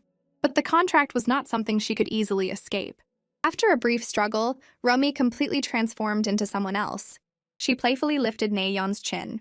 Well, if it isn't my dear Nayeon, we haven't seen each other in a long time. As Romi was consumed by hatred and her body controlled by another, her power was now so great that even the A-rank Nayeon was completely immobilized. Just as Nayeon was about to be in mortal danger, Karu finally got a signal. The system pop-up in front of her indicated that Nayeon was in peril. If she helped her escape, she would be rewarded with 1,000 points. 1,000 points. Karu had rarely seen such a large reward, and the generous prize momentarily clouded her judgment. Then she remembered the word danger. What? Nayeon Uni was in danger? She had received the same warning before when Kitwan was in danger. Wooju, I'm just going to take a walk by myself. Before Seo Wooju could ask, Karu had already slipped away. She knew that this kind of warning meant Nayeon's life was on the line, but she didn't know where her sister was. Just then, the egg in her backpack responded. When Karu took it out, the shell was covered in a golden glow, which quickly formed a path and disappeared into a ventilation duct. The clever Karu immediately guessed that the egg was giving her a clue. The chick hasn't even been born yet, and it's already helping its mommy. What a good child. Without delay, Karu opened the vent cover. Her small size was perfect for crawling through the ducts. Following the light, Karu soon reached her destination. At that moment, Nayeon was completely under control, and the debuff would soon consume her entire body. Karu looked down to find the source of the skill, and saw that the culprit was Romi's phone. That meant if she dealt with the phone, Nayeon could handle the rest. At that thought, she reached out, opened the window, and holding her duck tongs made a cool leap from the ceiling. She landed steadily and easily knocked Romi's phone away. Nayeon's debuff disappeared. Her sister looked at her with admiration. So cool. Karu is the strongest hunter after all. At that thought, Karu smiled smugly. Everything was under her control. But when she got to the edge of the window, she realized the ground seemed a bit far away. It was definitely not because she was afraid of heights. She was just worried that if she fell with a splat, she would not only get hurt but also fail the mission. But Nayeon's condition couldn't wait. What to do, what to do? She had received fire safety training in kindergarten, now was her time to shine. At that thought, Karu no longer hesitated and pulled her exclusive weapon from the void. The next second, she took a deep breath and leaped. You! Let go of Nayeon Uni! Karu raised the press tongs high above her head. The moment she landed, she swung them down and knocked the phone away. Seeing Nayeon freed from control, Karu finally breathed a sigh of relief. Operation Save Nayeon Uni was a success. Although she had knocked away the phone that was controlling Nayeon when she jumped from the ceiling, the debuff surprisingly didn't stop. For a moment, Karu didn't know what to do. Just then, the egg in her backpack lit up again, guiding her gaze to a phone under a chair. It seemed that to stop the debuff, the phone had to be completely destroyed. Romy also spotted the phone and certainly wasn't going to let Karu succeed again. With the same goal, they both rushed for the phone at the same time. Seeing Karu get there first, Romy switched her target to Karu, and the little girl was lifted into the air with a whoosh! Romy glared at the one who had ruined her plan. Since you're so eager to die, I'll deal with you first before I take care of Nayeon. Seeing Karu in danger because of her, Nayeon finally stopped hesitating over their friendship. Romy's current state was indeed related to her, but no matter how precious their friendship was, she would never allow anyone to harm Karu. The muddy debuff had already spread to her shoulders. Nayeon refused to sit back and do nothing. The power within her awakened in her anger. She gritted her teeth and used her own strength to repeatedly attack the shackles. Gradually, cracks appeared in the seemingly unbreakable barrier. At that moment, a system pop-up appeared. Achievement unlocked, a trial beyond life and death. She obtained the title Knocker on Heaven's Gate, and all her stats increased by 30%. As her power fully awakened, the debuff enveloping her dissipated. A dazzling light emanated from Nayeon, so bright it was hard to keep one's eyes open. When Romy could see again, little Karu was already in Nayeon's arms. Enough, let's end this! Then, several silver vines shot out from the ground, infinite vines, a rare skill that could temporarily disable a target's magic. Romy's eyes glinted with amusement. To think you have such an ability. How impressive. Nayeon was surprised that her vines had no effect. Big sister, the real source is that phone. Romy was very surprised. You're a clever little one. Knowing she had lost, Romy looked regretful. How boring. But I hope we can meet again next time. The moment she finished speaking, Nayeon's vines violently crushed the phone. With a crack, the possession on Romy was instantly broken. She was about to fall, but Nayeon stepped forward and caught her. When she groggily woke up, she looked confused, clearly having no memory of what had just happened. Seeing her familiar friend back to her old self, Nayeon let out a long sigh of relief. She then hugged them both tightly, and from then on, the family of three lived happily ever after. The possessed Romy forget everything about her, even erasing the sharp, cruel demeanor, making Romy suspect Nayeon was making it all up. Nayeon wanted to explain, but it was hard to argue with an amnesiac Romy. Her 1,000 words eventually turned into a single, "I'm sorry." This confused Romy. She had pushed her away so much, so why was she apologizing? Wouldn't getting angry be more logical? Romy didn't know that the first thing Nayeon did after awakening was to rush to share the news with her.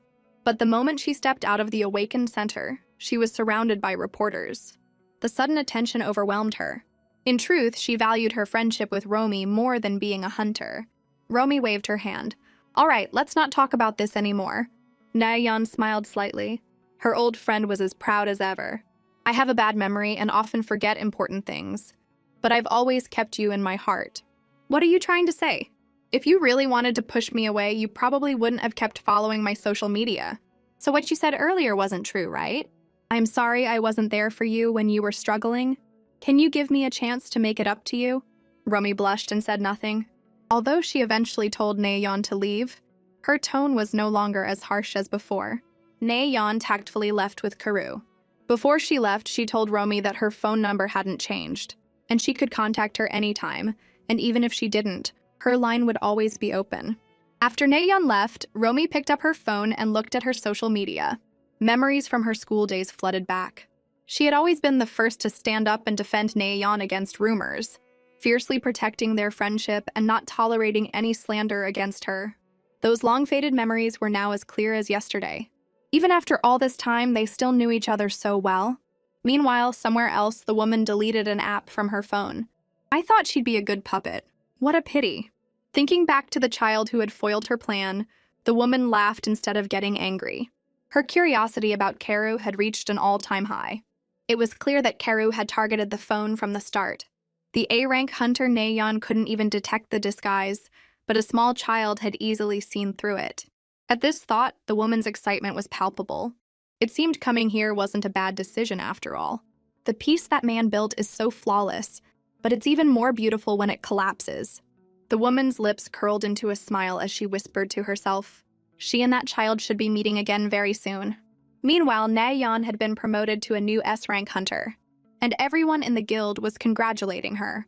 Only Karu was staring intently at her phone, ignoring even Kituan's teasing. The reason was that she was completely engrossed in watching a report about the guildmaster. But watching the interview wasn't the main point. The main point was that she could find beautiful pictures of herself below it, and every comment was a different way of praising how cute she was. Karu couldn't handle it and was giggling at her phone. Nayeon was shocked. Had the child developed an internet addiction? Just then, Wenjulin snatched her phone away, which made Karu very unhappy. She puffed out her cheeks in a huff. She had wanted to search for a question on her phone, but now she had to ask the guildmaster in person. How are babies made? The air froze. The next second, the two men felt a sense of doom. Only Nayeon was still clueless. Seeing their reaction, Karu became even more curious about where babies came from. After all, she still had her egg baby to hatch. But by now, Karu was on a completely different wavelength from them. When Jalin's brain was working at high speed, maybe he should just say he didn't know. But that would probably backfire. It was supposed to be a simple educational moment, but if Karu searched for it herself, but with no experience, he didn't know how to start. Kituan, you say it. Come on, bro, how would I know? Seeing that neither of them could help, Karu had to turn to Nayeon for help. When it came to the question of childbirth, Nayeon wasn't as rigid as the two old-timers. If Nayeon could just explain it scientifically, it would be perfect. But Wenjulin had a bad feeling. The birth of a baby is when a man and a woman... Are you kidding me? Sis, shut up! How could such filth enter Karu's ears? He thought Nayeon would have a proper explanation, but she just ended up narrating the plot of an action movie. Luckily, the two of them managed to cover Nayeon's mouth in time, preventing the inappropriate content from polluting Karu's ears. As Karu held her forehead, not knowing what to do, a system pop-up conveniently appeared. It turned out that hatching the egg just required points. She had just gotten the reward for helping Nayeon, so she pressed confirm, and a message showed it was 30% hatched. Just then, the manager pushed the door open. The flustered group felt like they had found a savior. Kituan quickly waved him over, and Wenjulin even gave him a rare, treasured smile. Karu then asked the same question again. At first, the manager was also shocked, but as a married man with 2 kids, he was an old hand at explaining such sensitive topics. Babies are delivered by storks. Karu was stunned. To make it more convincing, the manager even brought out a storybook. Although it wasn't true, it was a much better answer for a child Karu's age than Nayeon's wild explanation. Just as the tense atmosphere was starting to ease, the assistant wheeled in a funeral wreath. The manager had previously instructed that the company would not accept any deliveries. Just as he was about to tell the assistant to throw it away, the wreath lost its balance and fell, and a dark red card fell out from it. On it, in blood-red letters, were the words, "How does it feel to be the sole survivor? You, the butcher who slaughtered an entire generation." It calling Wenjulin a jinx who had gotten his teammates killed. But he just calmly picked up the card, and easily burned it to ashes with his magic. From his nonchalant expression, it seemed he had long become immune to such vicious words. But his indifferent demeanor made Karu's heart ache even more. She was so upset that she was sullen all day at kindergarten, propping up her little hands and sighing endlessly. Even her replies to the teacher were listless. Did something sad happen to Karu today? Did someone take your toy? Karu didn't know what to say. The teacher was still too young. When she got to Karu's age, she would understand that some worries were far more serious than a stolen toy. The guildmaster had risked his life to conquer the tower with his teammates. How could it be his fault that he was the only one to survive? No one was probably sadder than the guildmaster himself, and now he had to endure others' slander. He didn't want his teammates to die in front of him one by one. The more Karu thought about it, the more she felt sorry for the guildmaster. But to not worry the teacher, Karu quickly wiped away her tears.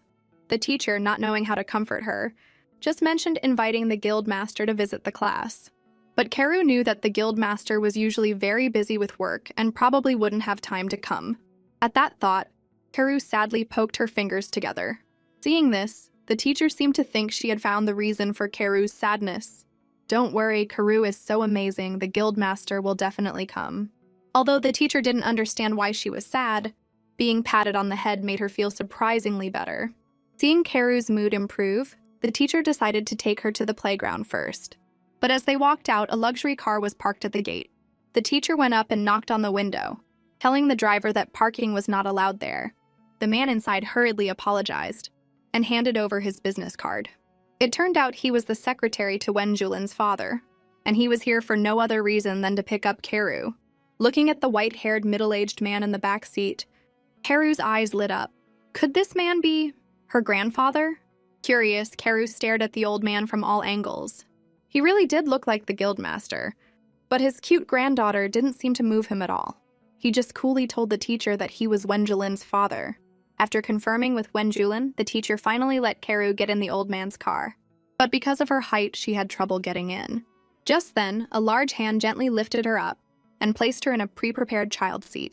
The polite Karu didn't forget to say a sweet thank you. Wen Su-young just gave a slight nod in response. During the car ride, neither of them spoke, but the curious Karu would occasionally sneak a peek at Wen Su-young. Grandpa's personality seemed different from the guildmaster's. His cold demeanor was like that of a final boss in a movie. "Don't be nervous, let me take you home today. I heard you've awakened?" If you bring that up, Karu was ready to get excited. She usually couldn't wait for someone to ask her about being a hunter. She rummaged through her bag and proudly presented her hunter registration card.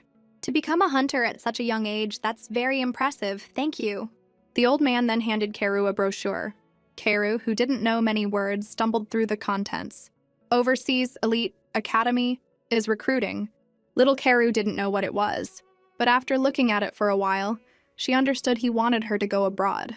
For someone who surfed the internet a lot, this scene felt very familiar. It was just like one of those cheesy dramas.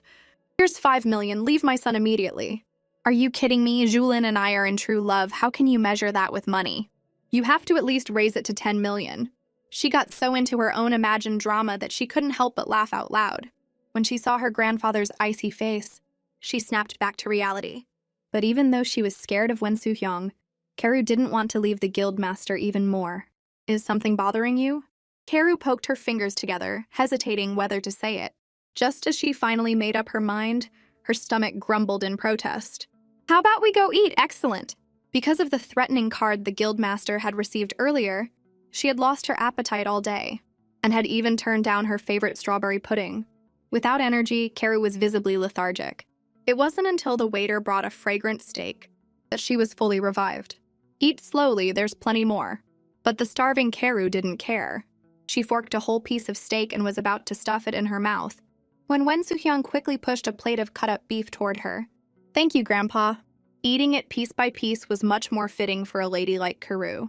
Seeing his granddaughter eat so happily, Wen Su-hyung's meat-cutting speed increased. But the observant Karu noticed that her grandfather hadn't taken a single bite. "If I only think about myself, the guildmaster might get angry. After all, he was the guildmaster's father." At that thought, Karu forked a piece of meat, but instead of putting it in her own mouth, she held it out to Wen Su-hyung with a "here." This caught him off guard, but Karu just kept holding the meat and urging him with "ah, like an adult." Wen Su-hyung finally had to lean over and take it. But one piece wasn't enough, and Karu soon held up another. Seeing his granddaughter so happy with him, Wen Su-hyung rarely smiled. On the way here, he had been worried about scaring Karu, but it seemed he had worried for nothing. After devouring the meal, Karu patted her full belly and burped. Now was the time to talk to her grandfather. Before she started, she mimicked her grandfather and took a sip of water, then took a deep breath. "Guildmaster's father, I'm very sorry, but I can't accept your offer." Hearing this, Wen Su-hyung spat out a mouthful of water. "Why would you think that?" Karu said sadly. "I don't want to go so far away, and I especially don't want to leave the guildmaster." "So you want to stay by Julin's side?" Karu stood on the chair and nodded vigorously. Hearing the reason, Wen Su-hyung was exceptionally pleased.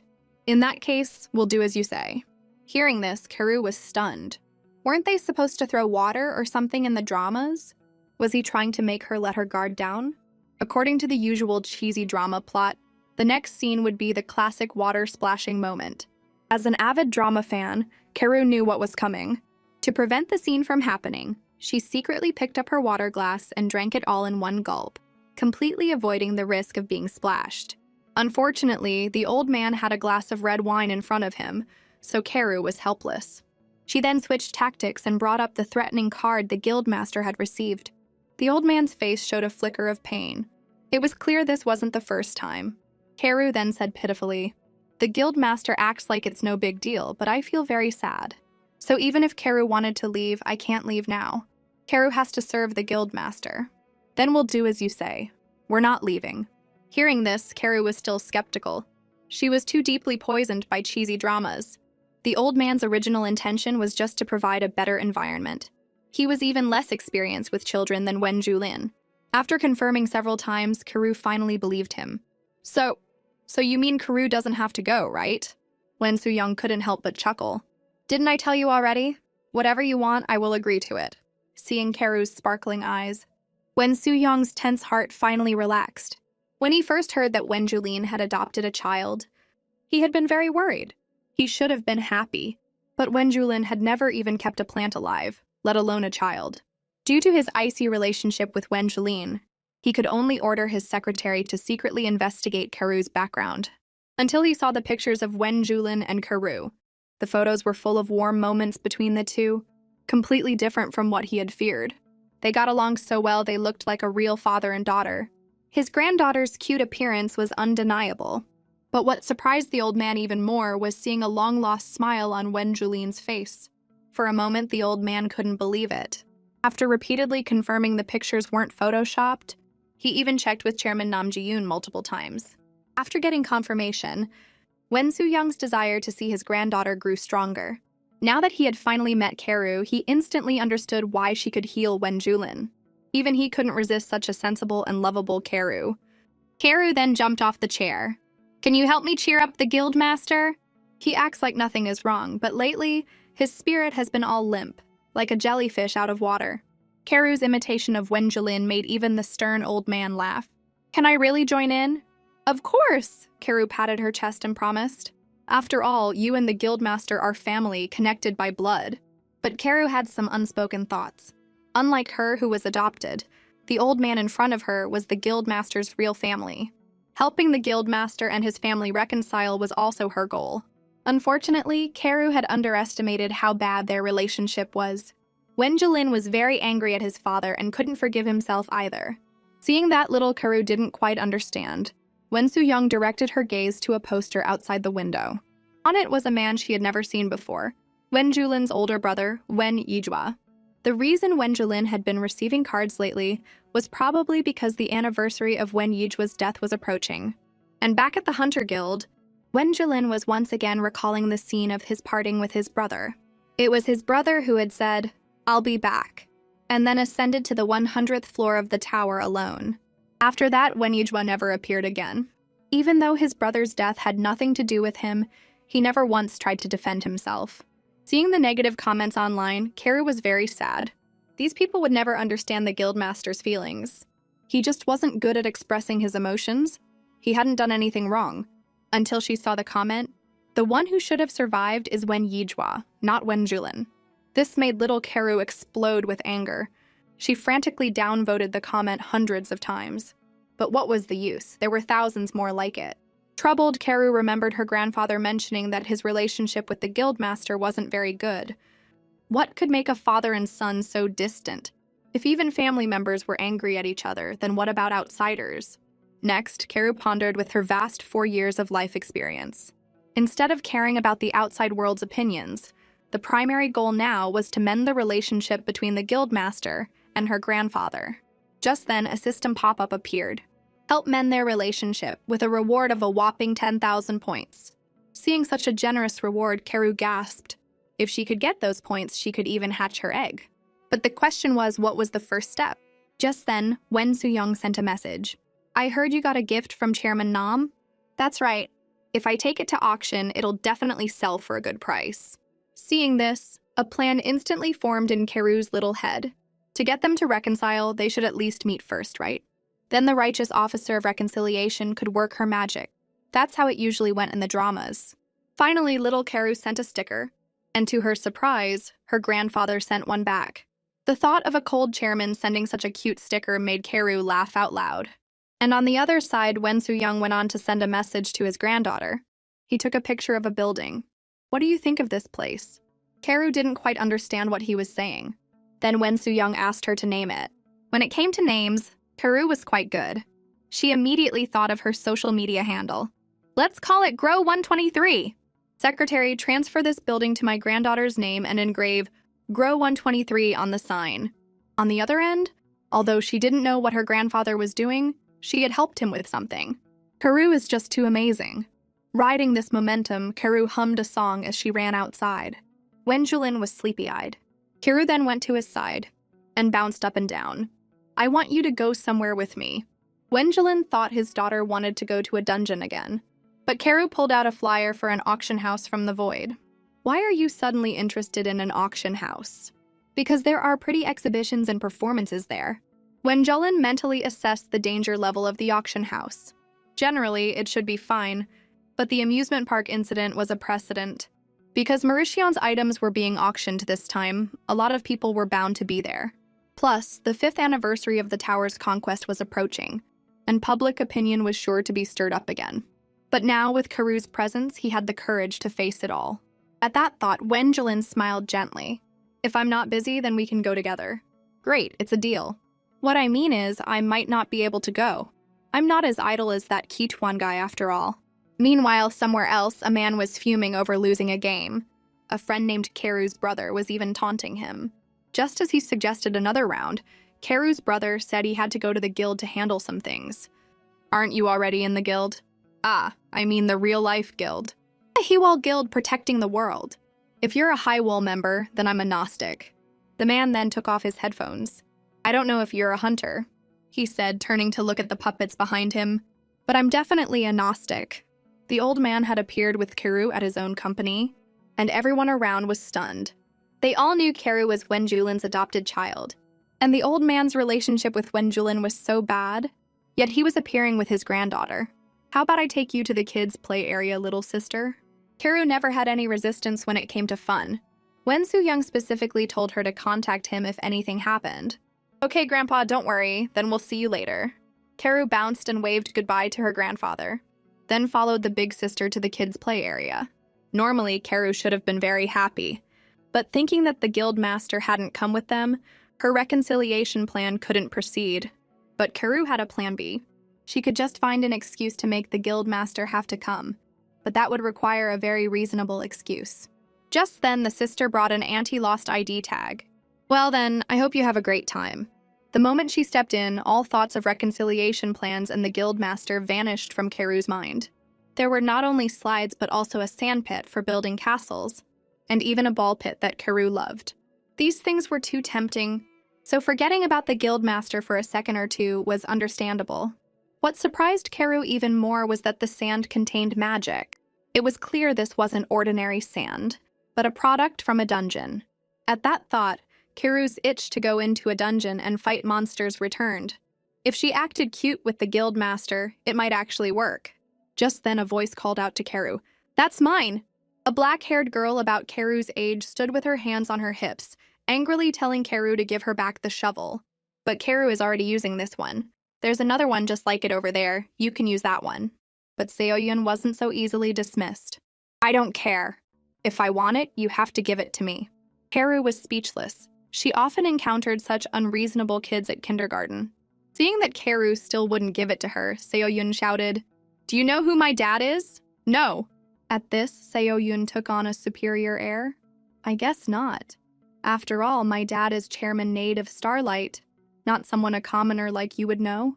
Little Karu was curious. Was this Starlight even more amazing than her grandfather and the guildmaster?